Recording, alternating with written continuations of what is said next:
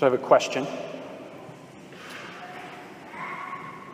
Raise your hand if you regret having ever learned the English language. Raise your hand if you regret having learned English. We actually had 2 people at the 7:45 Mass raise their hand. They were St. Gabe's parishioners. It was kind of funny. What if our parents, before we were in school, while we were very young, what if our parents had said to one another, you know what, we're going to let our kids choose whether or not they want to learn English. We're going to give them the choice, our kids, of whether or not they want to learn how to speak, read, and write the English language. And the reasoning might be, what if when they grow up, they find the English language to be cumbersome? All the rules regarding grammar and noun and verb and direct object placement and sentence structure, they find those rules to be oppressive. They find all the rules regarding spelling to be disagreeable. What if they grow up and that's their experience of the English language? Nope, we're not going to teach them English. We're going to choose to let them learn it or not learn it on their own. If any of our parents had actually done that, they would have been thought insane and crazy, because that would be insane and crazy. You would literally leave your kids with no way to communicate, at least in a way that someone else can understand it. And of course, I've never, except for this morning with 2 people, I've never heard of anyone regretting having learned English. But I have encountered a couple once that they said that they were not going to teach their kids the faith. They wanted to not teach them anything regarding faith, so that they could choose on their own when they get older what they wanted to do. In fact, I met with these parents for baptismal prep, which was ironic. They wanted to have their kid baptized, but they didn't want to teach them anything of the Catholic faith. They just wanted them to freely choose it or not choose it when they grew up. And such an approach really opposes today's gospel. Such an approach to parenting and passing on the faith directly opposes today's gospel. And there are many striking things about today's gospel. It's one of the most famous gospel passages in all of the gospels. First and foremost, we have our Lord walking on water, revealing that he is God.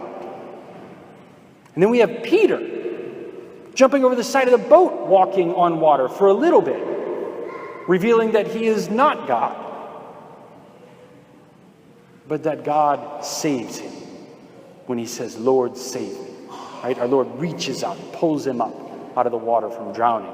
And then, of course, the calming of the seas as soon as our Lord steps into the boat. There are many striking things about today's gospel, but one of the most striking things that struck me this week, it had never struck me in this gospel, was right at the very beginning.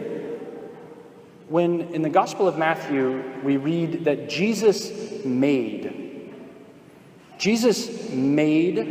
his disciples get into the boat. He made them get into the boat. He didn't give them a choice. He didn't say, hey guys, if you feel like it, why don't you hop in that boat and head to the other side of the sea?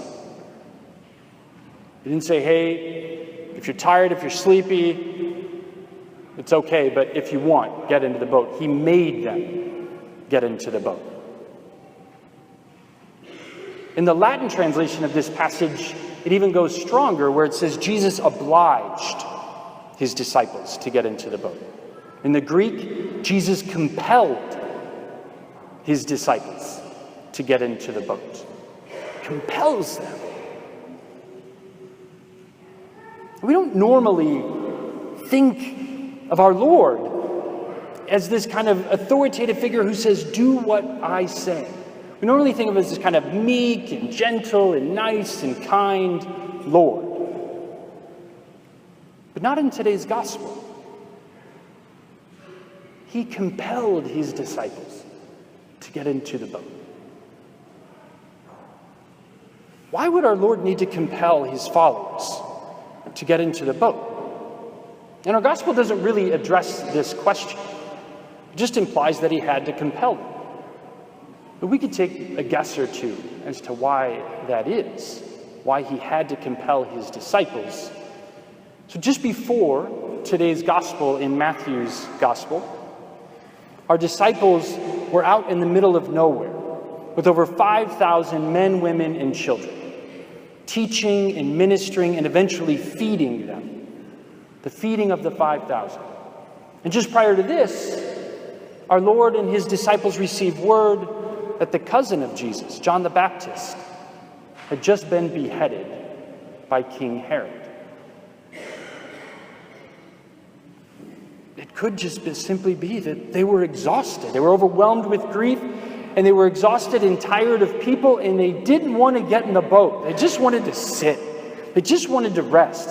But our Lord says, no, get in the boat and go to the other side. He compels them.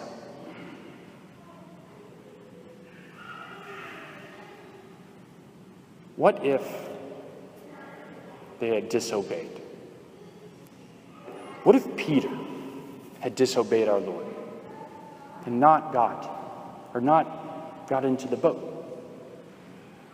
How much would have been lost in Peter's faith? First, he would have missed that opportunity to literally encounter God through the revelation of Jesus as walking on the water. He would have missed that opportunity to see Jesus for who he is. And almost as equally important, he would have missed the opportunity for God to reveal to Peter who Peter actually is. Recall, Peter jumped over the side of the boat and he walked on water. Not very far. God did. God walked very far on water. But Peter got a few steps in on top of that water, revealing to Peter just how God-like he is and we all are. But we're not quite God. And Peter would have also missed the opportunity to be saved. To be saved by God. When he cried out, Lord, save me. And immediately the arm of God stretches out and lifts him up out of the water.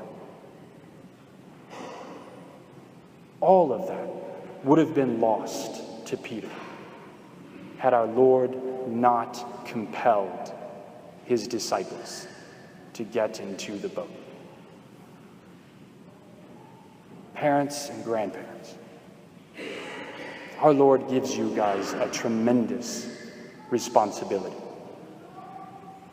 of raising up young men and young women in the faith.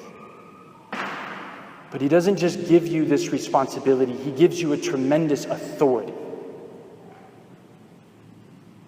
to compel your kids to practice the faith, to get into the boat that is our Catholic faith.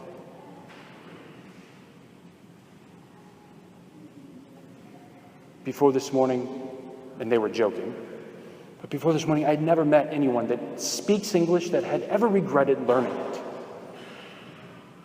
And I used to hate learning English. I didn't like diagramming sentences and learning sentence structure, and I'm sure most of us did as students. Didn't like studying English. But we were compelled to. And I can't imagine that anyone here regrets having been compelled to learn the English language. Just the same, I would challenge any one of us to find any practicing Catholic that regrets having been compelled on many, many mornings by their parents to get to Mass, on many, many mornings to get to school and learn about our Lord, to get to catechetical classes. I doubt we're ever going to meet a practicing Catholic that got into the boat and regrets ever having gotten in. And not simply because there's so much to be lost, but as we all know, as Peter found out after he got into the boat, we will never regret getting into that boat that is our Catholic faith because of how much there is to be gained in knowing, loving, and serving our Lord Jesus Christ.